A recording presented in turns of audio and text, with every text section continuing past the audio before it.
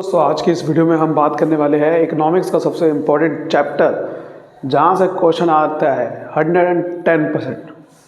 वो है आपका ADAS।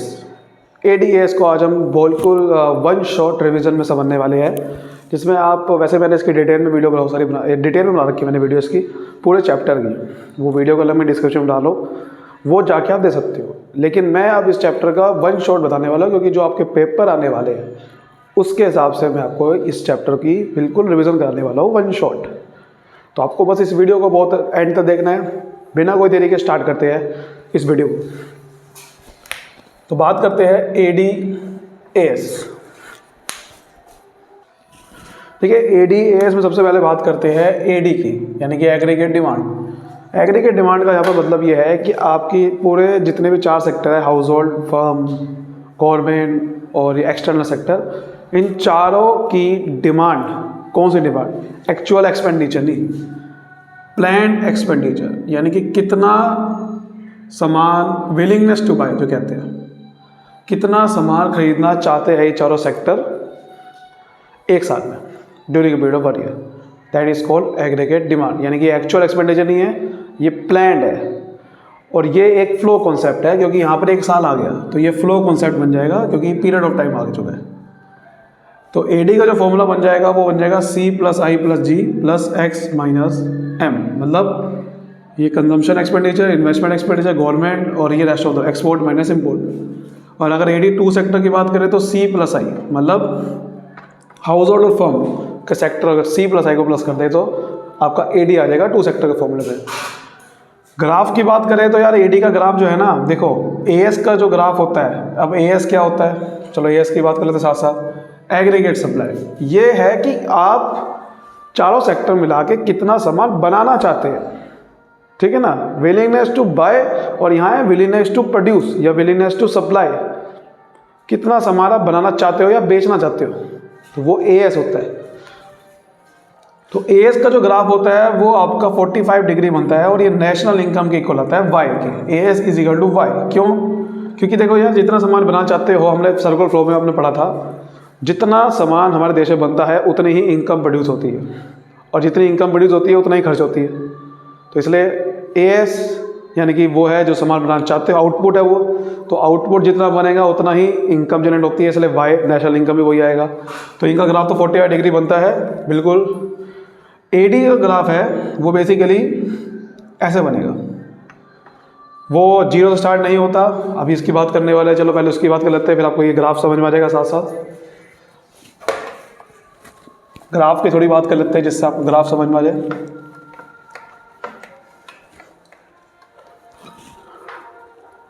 तो जो ग्राफ बनाने के लिए आपको पहले टेबल बनाना पड़ता है, जैसे कि Y।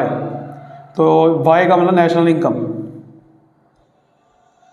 अब नेशनल इनकम की बात करें तो आपकी स्टार्ट 0 से करनी है, फिर 100 से बढ़ाते जाओ, 100, 200, 300, 400, 500। ठीक है, उसके बाद क्या करो आप, C का कॉलम बनाओ, कंजम्पशन एक्सपेंडिचर, ये जो हाउस होल्ड करता है। C कभी 0 से स्टार्ट नहीं होता, ये कोई ना कोई आपको 0 पे कुछ ना कुछ मानना पड़ेगा, जैसे 40 मान लें। इसको बोलते हैं ऑटोनोमस कंजम्पशन। क्या बोलते हैं? ऑटोनोमस कंजम्पशन, जो 0 लेवल पे कंजम्पशन होती है। ऐसी कंजम्पशन जो आपके बेसिक नीड्स के लिए चाहिए होती है, जो बेसिक सर्वाइवल के लिए चाहिए होती है, उसको बोलते हैं ऑटोनोमस कंजम्पशन। ऐसी कंजम्पशन जो आपके रोजमर्रा के छोटे मोटे बेसिक जरूरतें, सामान, रोटी कपड़ा मकान के लिए चाहिए होते हैं, चाहे आपकी इनकम हो भी ना, तब भी आपको खर्चा करना पड़ता है। फिर स्टार्टिंग में जो इनकम होती है उससे ज़्यादा खर्चा करते हो आप। जैसे आपकी कहीं जॉब लग गई, कहीं गुड़गांव में, अब आप खर्चा, आपकी मान लो इनकम सिर्फ 20,000 रुपये हो रही है, लेकिन खर्चा 25,000 रुपये। ऐसा भी तो हो सकता है ना।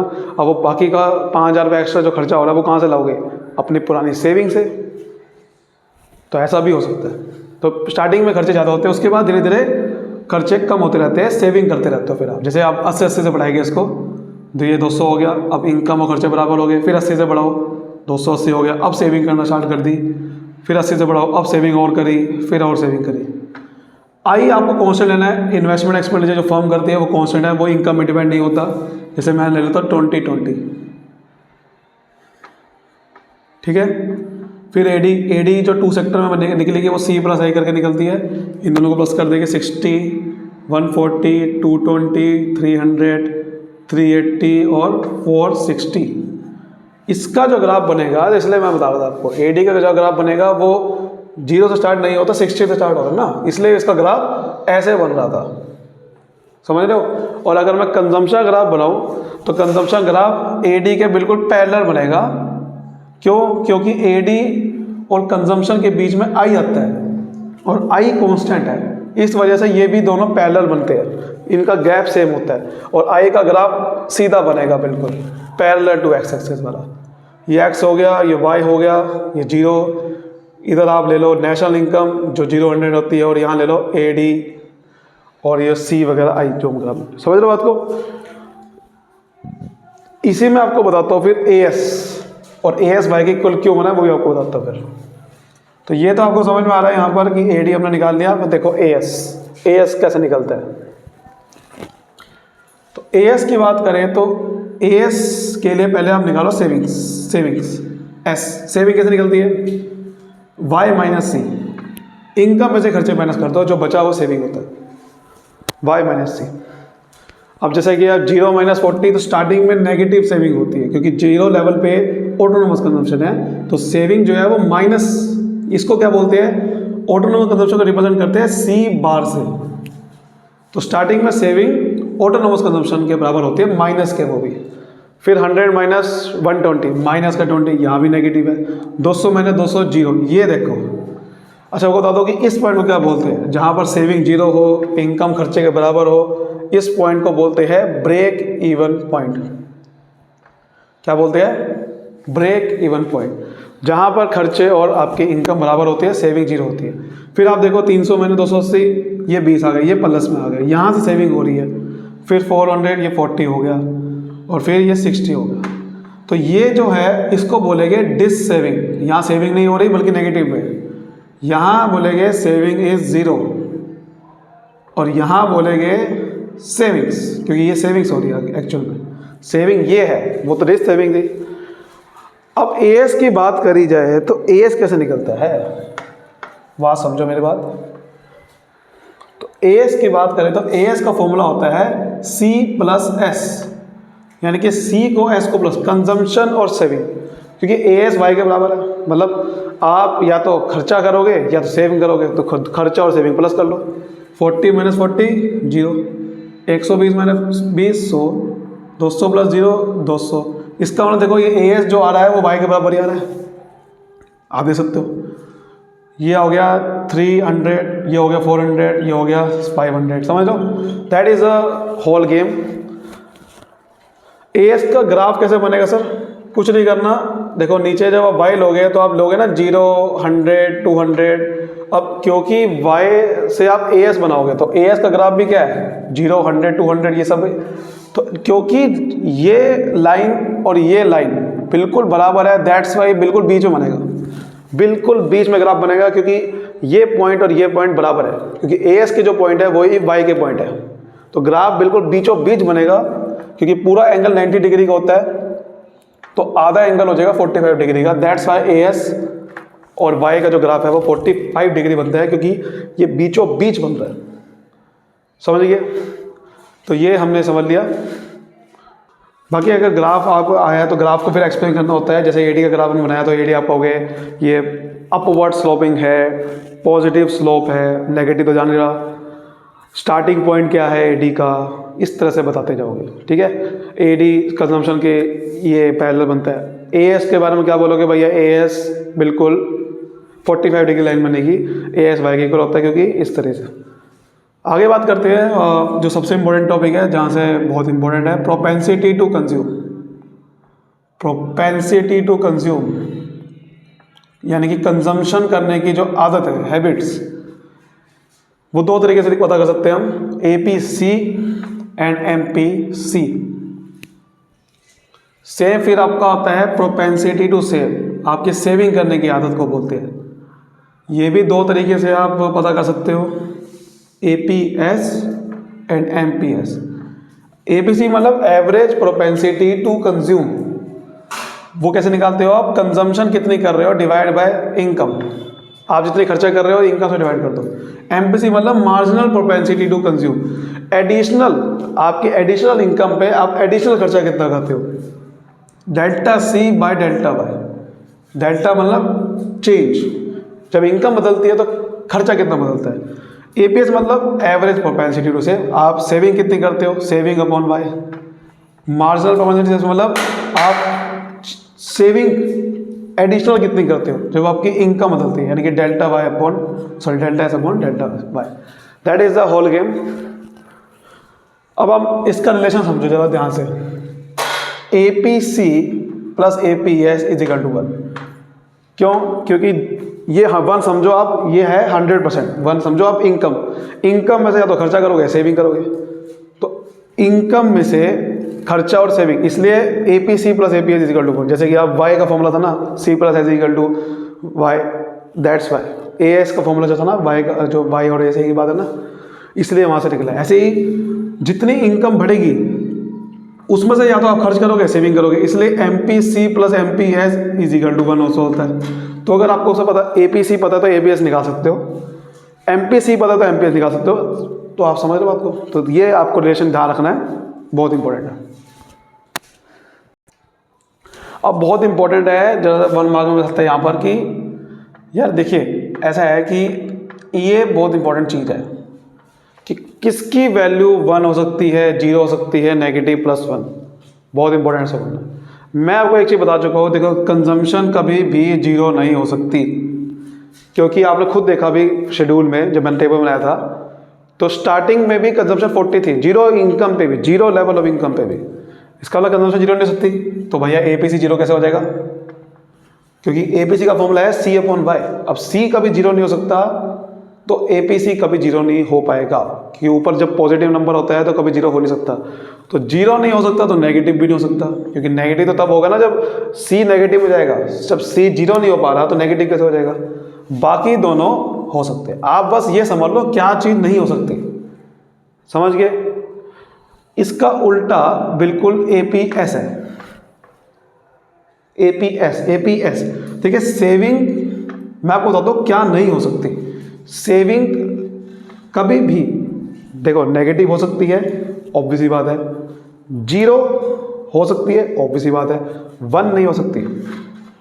क्यों? मतलब सेविंग जो है, ये आप समझ लो, सेविंग कभी भी इनकम के बराबर नहीं हो सकती, क्योंकि अगर सेविंग 1 कब होगी? जब सेविंग और वाई, मतलब सेविंग और वाई दोनों सेम नहीं हो सकते, बराबर नहीं हो सकते। ये 1 कब आएगी? एपीएस 1 कब आएगा? 1 जब सेविंग और वाई बराबर होते हैं। जैसे कि अगर सेविंग 100 है और वाई इनकम भी 100 होगी, ऐसा पॉसिबल ही नहीं है, क्योंकि अगर ऐसा पॉसिबल हो गया तो फिर कंजम्पशन 0 हो जाएगा। क्योंकि अगर सारा इनकम में से सारा ही सेव कर दूंगा तो कंजम्पशन क्या करूँगा फिर? इसका मतलब एपीएस कभी भी 1 नहीं हो सकता। अब 1 नहीं हो सकता तो 1 से ज़्यादा कैसे हो जाएगा? जब इनकम में से मैं पूरा सेव नहीं कर सकता तो इनकम से ज़्यादा कैसे सेव कर दूंगा? बाकी सब हो सकता है। तो 0, तो जो इसका काटा है, ऐसा समझ सकते हो आप कि जो एपीसी नहीं हो सकता वो एपीएस हो सकता है, और जो एपीसी हो सकता है वो एपीएस नहीं हो सकता। मतलब दोनों का रिलेशन ऐसी है ना कि APC plus APS equal to 1 था, तो जो एपीसी नहीं हो सकता 0 और नेगेटिव, वो एपीएस हो सकता है, बाकी सब काटा लगा सकते हो। ऐसे याद रखना। एमपीसी की बात करें तो मैं आपको बताता हूं एमपीसी बस क्या नहीं हो सकता, ध्यान से समझना। मतलब आप एमपीसी में तो आप ये समझ लो क्या चीज़ हो सकती है। देखिए जितनी इनकम बढ़ती है उतना आप पूरा का पूरा सेव कर सकते हो। एमपीसी का मतलब क्या है? जितनी इनकम बढ़ती है आप उसमें से कितना खर्चा कर रहे हो, ठीक है? तो आप पूरा का पूरा खर्चा कर सकते हो तो 1 आ जाएगा, और पूरा का पूरा सेव कर सकते हो तो भी 0 हो सकता है। तो एमपीसी 0 भी हो सकता है, 1 भी हो सकता है। मतलब यह जब इनकम बढ़ती है तो या तो पूरा आप सेव कर सकते हो या तो आप पूरा खर्चा कर सकते हो। नेगेटिव और प्लस 1 का मतलब कुछ भी नहीं, क्योंकि जब इनकम बढ़ेगी तो उससे ज़्यादा खर्च नहीं कर सकते, और उससे नेगेटिव का तो सवाल ही नहीं उठता। सेम एमपीएस है, क्योंकि एमपीसी और एमपीएस एक ही बात है लगभग, कि जब इनकम बढ़ेगी तो उसमें से या तो आप पूरा सेव कर लोगे तो एमपीएस 1 आ जाएगा, और या तो पूरा खर्च कर लोगे तो एमपीएस 0 हो सकता। नेगेटिव और प्लस 1 का सवाल नहीं उठता। तो ये चीज़ ध्यान रखना, ये टेबल है, आप स्क्रीनशॉट खींच सकते हो, इसका बहुत इंपॉर्टेंट है। अब बात करते हैं जरा कंजम्पशन फंक्शन की। पहले जरा कंजम्पशन इक्वेशन की बात कर लेते हैं। देखिए, अगर आपको कंजम्पशन किसी चीज़ की निकालनी है तो कैसे निकाल सकते हो, उसकी इक्वेशन है सी बार प्लस बी वाई। सी बार क्या होता है, मैं आपको स्टार्टिंग में बताया था, ऑटोनोमस कंजम्पशन। पहले आपको कंजम्पशन निकालनी है तो पहले ऑटोनोमस कंजम्पशन देखनी पड़ेगी क्या है। बी का मतलब होता है MPC, कि आप जब इनकम बढ़ती हो तो कितना खर्चा करते हो, और वाई का तो मतलब पता ही आपको। तो ये चीज़ चाहिए होती है आपको। और अगर आपको सेविंग निकालनी है तो आपको फॉर्मूला लगाना है माइनस सी बार प्लस 1 माइनस बी वाई। मतलब इसमें से मैंने अगर सेविंग की क्वेश्चन बनानी है तो मैंने क्या करा, सिंपल वाई में से सी को माइनस कर दिया, तो वाई में से सी बार प्लस बी वाई इस तरह से लिख के यहाँ से फॉर्मूला निकल आएगा। तो मैंने आपको बताया था ना, स्टार्टिंग में कंजम्पशन सेविंग जो होते हैं माइनस सी बार के बराबर होती है, फिर 1 माइनस बी का मतलब होता है MPS। Clear? That is a main game. ठीक है, कंजम्पशन फंक्शन में अब बात करते हैं जरा, जैसे इसका कर्व है बनना चाहते हो तो सिंपल कुछ नहीं करना, कंजम्पशन कर्व ऐसे बनता है। मतलब यहाँ जो स्टार्टिंग होती है वो सी बार से होती है, फिर ये अपवर्ड स्लोपिंग जाता रहता है। ठीक है, उसके बाद बात करते हैं जरा सेविंग फंक्शन की। ठीक है, सेविंग फंक्शन। देखिए, सेविंग फंक्शन अगर बनाना है तो सेविंग फंक्शन मैंने जैसे बताया आपको, माइनस सी बार प्लस 1 माइनस बी वाई, है ना। और सेविंग के अगर मैं कर्व बनाऊंगा तो सेविंग का कर्व जो है वो कुछ ऐसे बनता है, नेगेटिव से स्टार्ट होता है, क्योंकि जो सी बार है उतना ही। देखिए, एक चीज़ और ध्यान से लेना, अब सेविंग कर्व से मतलब कंजम्पशन कर्व से बना सकता हूँ मैं सेविंग कर्व भी, कंजम्पशन कर्व से मैं सेविंग कर्व भी बना सकता हूँ। पहले मैं सेविंग कर्व थोड़ा बता देता हूँ कैसे बनता है। ये एक्स है, ये जीरो है। सेविंग मैंने बताया जैसे सबसे पहले स्टार्टिंग माइनस सी बार से होती है, जैसे कि जितना सी है उतना ही आपका यहाँ पर माइनस सी बार होगा, तो यहाँ से स्टार्ट करोगे। एक मैंने आपको चीज़ बताई थी, जैसे कि यहाँ पर तो चलिए अगर मैं एस अगर आप बनाऊँ AS है वाई, देखिए जहाँ कंजम्पशन और इनकम टकराती है उसी को बोलते हैं ब्रेक इवन पॉइंट, जो मैंने स्टार्टिंग बताया था, ब्रेक इवन पॉइंट। और ब्रेक इवन पॉइंट पे अगर मैं नीचे एक लाइन ड्रॉ कर दूँ, ब्रेक इवन पॉइंट पे सेविंग जीरो होती है। यहाँ पर इसका मतलब क्या है, सेविंग जीरो। तो अगर यहाँ सेविंग जीरो है, ये भी ब्रेक इवन पॉइंट है, यहाँ से एक लाइन ड्रॉ कर दूँ तो यहाँ पर क्या बन जाएगा, सेविंग का कर्व बन जाएगा। तो आप कंजम्पशन कर्व से ऐसे सेविंग का कर्व बना सकते हो। सेम ऐसे आप उल्टा भी कर सकते हो, सेविंग कर्व से भी कंजम्पशन कर्व बना सकते हो, क्योंकि आपको पता है कि जितना यहाँ पर सी बार माइनस सी बार उतना सी बार होता है, और जहाँ सेविंग जीरो होती है वहाँ दोनों इक्वल होते हैं। क्लियर? वेरी गुड, ये चीज़ समझ में आ गई है। देखिए, अब मैं थोड़ा सा आपको बताता हूँ कि APC मतलब निकलता कैसे है, थोड़ा न्यूमेरिकल में बताता हूँ चीज़ तरह से। ऐसी APS MPC के बारे में, थोड़ा सा MPS के बारे में। ठीक है, देखो ध्यान से। APC का फॉर्मूला क्या था, C/Y, यानी कि C को Y से डिवाइड करना है। 40/0 इज इक्वल टू 0, है ना। बहुत सारी यही गलती करते हो आप, 40/0 0 नहीं होता। अब जिसको मैथ अच्छे से आती है उसको पता होगा, किसी नंबर को 0 से डिवाइड करते तो इन्फिनिटी आता है। 120/100 ये आएगा 1.2, तो आपने देखा ये 1 से ज़्यादा भी हो सकता है APC। 200/200 1 भी हो सकता है, देखो अब यहाँ पॉइंट में चल जाएगा, तो 390/27 0.93 हो जाएगा, ये 0.90 और 0.888 इस तरह से। ठीक है, APS सेविंग अपॉन वाई। अब सेविंग कहाँ है भैया, सेविंग निकाल लो, इनकम से खर्चा माइनस करके -40 -20 0 +20 +40 +60, तो -40/0 डैश, या फिर माइनस का है भैया इन्फिनिटी लिख दो या डैश लिख दो, एक ही बात है। -20/0 ये माइनस में आएगा, माइनस का 0.2। ठीक है, क्योंकि आपको पता है ना कि जैसे आप देख लो कि आप ऐसे भी निकाल सकते हो, एक मैंने आपको बता रखा है वैसे भी कि APC आ गया तो 1 में से माइनस कर दो, APS आ जाएगा, क्योंकि APC + APS = 1 होता है। फिर भी सिर्फ APS कैसे निकालना है, देखो अब 0/200 ये 0 होता है, 0 को किसी नंबर से डिवाइड करते 0 होता है। ठीक है, ठीक है। ऐसे फिर आप 20/30 करोगे तो इसको करोगे तो 0 पॉइंट समथिंग आएगा, 6 6 7 इस तरह से। ठीक है, फिर आप 40 करोगे तो ये आएगा 0.10 समथिंग। ठीक है, हाँ ये 0.067 आएगा इस तरह से। फिर आप 60 को डिवाइड करोगे 500 से, तो ये आ जाएगा 0.30। ये मतलब सेविंग बढ़ती जाएगी, समझ रहे मेरी बात। तो लगभग आपकी जो सेविंग है वो बढ़ती जाएगी, ये आपको पता होना चाहिए बस, ठीक है। सेविंग धीरे धीरे बढ़ती जाएगी, बाकी सब चीज़ें कम होती जाएगी। क्लियर हो रहा है बात? ठीक है, ओके, हाँ ठीक है, इस तरह से होता रहेगा। ये सॉरी, ये बेसिकली क्या आ जाएगा, ये 12 आ जाएगा, 0.12, ठीक है। सेविंग बढ़ती रहेगी। फिर एमपीएस कैसे निकल, MPC delta C upon delta Y. तो जब सेविंग जितने से बढ़ी डिवाइड कर दो इनकम से जितनी बढ़ी। देखो स्टार्टिंग में तो कोई सेविंग बढ़ी नहीं उतनी, मतलब सेविंग तो स्टार्ट हो रही है ना, तो डैश होगा। यहाँ से देखो इससे से बढ़ी 80 और ये 100 से बढ़ी, 80/100 0.80, फिर 80 से बढ़ी और ये 100 से बढ़ी 0.80, फिर 80 से बढ़ी 100 से बढ़ी, तो ये 0.80 आता रहेगा। और जब ये 0.80 आ गया तो 0.20 आएगा। फिर भी कैसे, वही एमपीसी प्लस एमपीसी एमपीसी निकलता है वैसे वही। सेविंग स्टार्टिंग में तो बढ़ती नहीं, 20 से बढ़ी, 100 से डिवाइड करो 0.20, फिर 0.20, फिर 0.20। क्लियर हो रहा है? ऐसे निकालते हैं, ठीक है। अब बात करते हैं जरा इन्वेस्टमेंट फंक्शन की। देखिए इन्वेस्टमेंट अब आ रहा है, क्या होती है, कहीं पे कुछ क्या पैसा लगाना, यानी कि फिक्स्ड एसेट्स पे या कहीं पे भी, जिससे थोड़ा लॉन्ग टर्म रिटर्न है। अब इन्वेस्टमेंट दो तरीके की होती है, ऑटोनोमस और इंड्यूस्ड।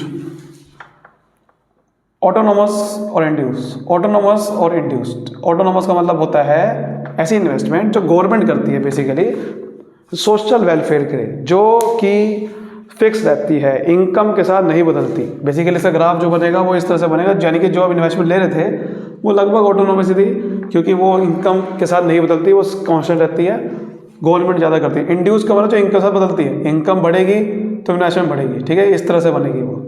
इनकम बढ़ेगी तो इन्वेस्टमेंट बढ़ेगी, इनकम घटेगी तो इन्वेस्टमेंट घटेगी। तो ऑटोनोमस, इंड्यूस प्राइवेट सेक्टर करती है प्रॉफिट कमाने के लिए, ठीक है। उसके बाद इन्वेस्टमेंट की बात और क्या करें, इन्वेस्टमेंट मतलब अगर मुझे कोई फैसला लेना है, इन्वेस्टमेंट क्राइटेरिया क्या होगा, उसके लिए आपको चीज़ें देखनी पड़ेगी। सबसे पहले देखना होता है MEI, marginal efficiency of investment, कि उसमें रिटर्न कितना आएगा। अब वो कैसे निकलता है, उसके लिए आपको क्या करना पड़ता है, दो चीज़ें ध्यान रखनी पड़ती है। अगर आपको MEI निकालना है तो आपको दो चीज़ों का ध्यान रखना होगा। वो दो चीज़ें क्या है, वो दो चीज़ें मैं आपको बताता हूँ क्या है। एक है सप्लाई प्राइस और प्रोस्पेक्टिव यील्ड। किसी प्रोजेक्ट पे आपको कितना रिटर्न आने वाला है उसको बोलते हैं प्रोस्पेक्टिव यील्ड। डिवाइड कर दो सप्लाई प्राइस, आप इन्वेस्टमेंट कितनी करने वाले हो, इनटू 100, तो आपको समझ में आ जाए कितना % कमाने वाले हो। अगर ये ज़्यादा है ROI से, रेट ऑफ इंटरेस्ट, यानी कि जो लोन लोगे उस पर इंटरेस्ट, तो इन्वेस्टमेंट बढ़िया है, आप लो इन्वेस्टमेंट का डिसीजन। लेकिन अगर ये कम आ रहा है तो आपको इन्वेस्टमेंट नहीं करनी चाहिए किसी प्रोजेक्ट पे। उसके बाद छोटे बड़े कॉन्सेप्ट आते हैं, ex ante saving, ex ante investment, ex ante और ex post saving, ex post investment. देखिए एंटे जब भी आगे लिखा हुआ, एक्स एंटे मतलब जो प्लान्ड होती है, यानी कि जो पूरी मतलब हमने बात करी पूरे चैप्टर में, हर चीज़ बात करें प्लान्ड। एक्चुअल में सेविंग कहीं नहीं करी है, कितनी करने वाले हैं, प्लान्ड सेविंग, प्लान्ड इन्वेस्टमेंट कितनी करने वाले। एक्स पोस्ट का मतलब एक्चुअल सेविंग, तो एक्चुअल की बात नहीं करते हम, प्लान की बात करते हैं। यानी कि जब भी हम आगे चैप्टर पढ़ेंगे, जो भी हम ADS की बात करेंगे, वो एक्स एंटे सेविंग और एक्स एंटे इन्वेस्टमेंट से ही सब कुछ करेंगे, ठीक है। और जो हमारा इक्विलिब्रियम भी आता है वो एक्स एंटे सेविंग और एक्स एंटे इन्वेस्टमेंट के बराबर आता है, वो निकालेंगे, वो अगला चैप्टर है उसमें, ठीक है। तो ये इक्वल हमेशा के लिए रहता नहीं है, ये लाना पड़ता है, बट ये हमेशा इक्वल होता है, क्योंकि जितना मैं बेसिकली कहीं पे इन्वेस्टमेंट करूँगा उतना ही पैसा आएगा, उतना ही पैसा उतना सेव होगा लगभग। मतलब सेविंग और इन्वेस्टमेंट दोनों आपस में बराबर ही रहती है लगभग, क्योंकि हम ये मान के चलते हैं भैया जितना लोग आपका सेविंग कर रहे हैं वो इन्वेस्टमेंट से ही आती है। तो जितना लोग एक्चुअल में, क्योंकि बेसिकली ये अभी आपको जो कॉन्सेप्ट है वो अभी आपको समझ नहीं आएगा, वो ADS के ऊपर डिपेंड करता है, क्योंकि जहाँ ADS बराबर आते हैं ना, वहाँ सेविंग और इन्वेस्टमेंट भी बराबर आती है। तो x ante saving, ex ante investment को समझो आप, जितना आउटपुट बना उतना ही बेसिकली आपका इनकम भी जनरेट हो, तो इसलिए वो बराबर आती है, ठीक है। फिर उसके बाद छोटी छोटी बात कर लेते हैं थोड़ा सा लास्ट में, फुल एम्प्लॉयमेंट इक्विलिब्रियम, ठीक है। इनवॉलेंट्री अनएम्प्लॉयमेंट की बात करते हैं जरा। देखिए फुल एम्प्लॉयमेंट के लोग मतलब those who are willing and able to work, जो काम करना चाहते हैं, लायक भी है, एट एग्जिस्टिंग वेज रेट, यानी कि जो भी उसको मिल रहा है जितने जो, और वो काम उनको मिल रहा है, काम मिल गया सबको, तो उसे बोलते हैं फुल एम्प्लॉयमेंट, यानी कि सबको काम मिला हुआ है, कोई बेरोजगार नहीं है। लेकिन इसमें दो तरीके की अनएम्प्लॉयमेंट आ सकती है, फ्रिक्शनल, स्ट्रक्चरल।